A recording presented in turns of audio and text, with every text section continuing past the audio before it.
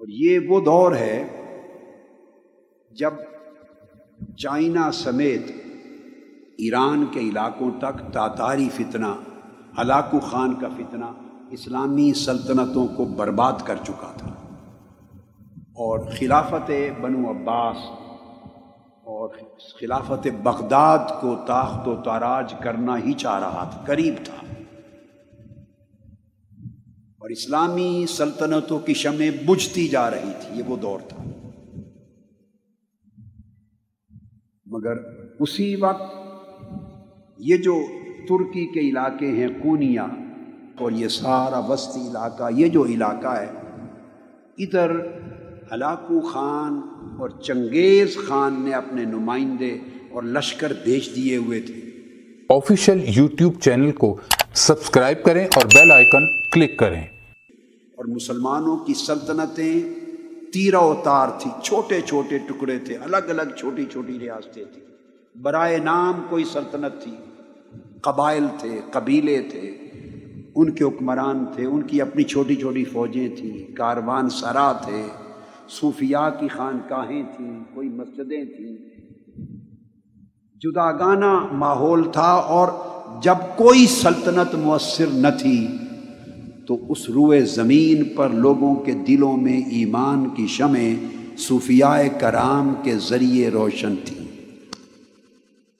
صوفیاء کرام کے وجود سے شمعہائے ایمان روشن تھی۔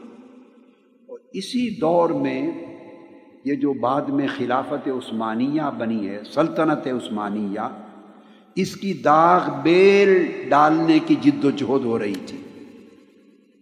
اس خلافت عثمانیہ جو 1924 میں جنگ عظیم اول کے بعد جا کے ٹوٹ گئی، اس کا بانی ارطغرل، لکھنے میں ارطغرل آتا ہے، ارطغرل، مگر ٹرکش زبان میں غین نہیں بولتے، ارطغرل، یہ بانی ہے۔ وہ ایک نئی اسلام کی عالمی سلطنت قائم کرنے کے لیے تگ و دو اور جد و جہد کر رہا تھا، مار کے ہو رہے تھے۔ 656 ہجری کے قریب تاتاری فتنہ بغداد آیا ہے اور 22 سے 24 لاکھ مسلمانوں کا قتل عام کیا ہے، اور دریائے دجلہ ہفتوں تک 2.5 ملین مسلمانوں کے خون سے سرخ ہو کے بہتا رہا۔ 656 کے قریب یہ فتنہ یہاں پہنچا۔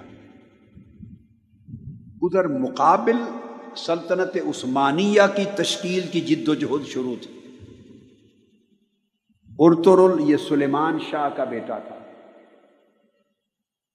اور کونیا ہیڈ کوارٹر تھا سلجوقی سلطنت سلطان علاء الدین کا، اور یہ سلطان علاء الدین جب بادشاہ تھا تو ادھر مولانا روم آباد ہو چکے تھے، کونیا میں سیٹل ہو چکے تھے۔ یہ جو سلطان علاء الدین تھا سلجوقی، اس کی بھتیجی حلیمہ سلطان، اس کی شادی ہوئی ارطغرل سے، جس کو اردو میں لکھتے ہوئے ارطغرل بولتے، ارطغرل سے ہوئی۔ اس کے 3 بیٹے ہوئے، اس کا چھوٹا بیٹا، اس کا نام تھا عثمان۔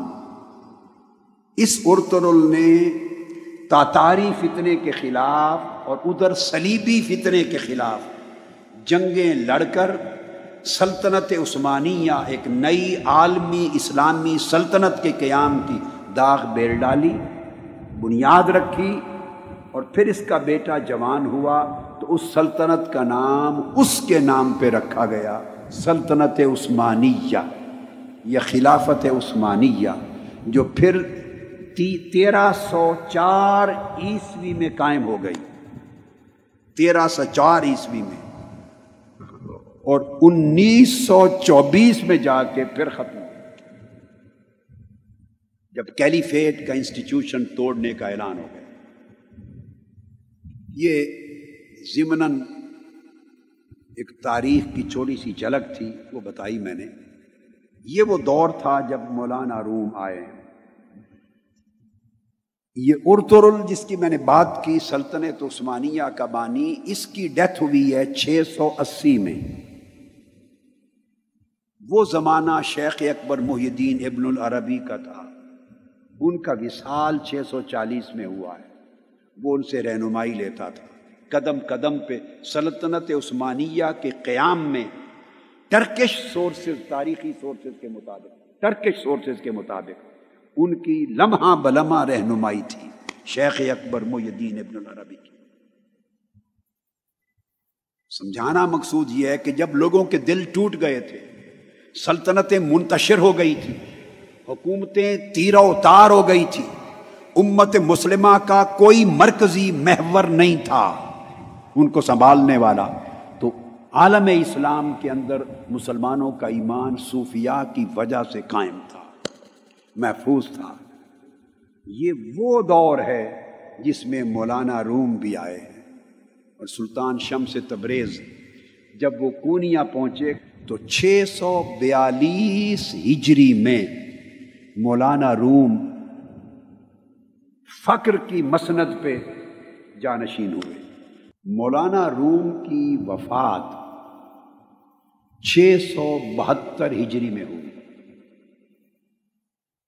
اور پیدائش 604 میں ہوئی، 604 ہجری میں۔ اب آپ کو آسانی سے، تاکہ زمانہ سمجھ میں آ جائے آسانی سے، مثال دے دیتا ہوں کہ حضور سیدنا غوث العظم شیخ عبد القادر جیلانی رضی اللہ تعالی عنہ کا وصال مبارک 560 ہجری میں ہوا۔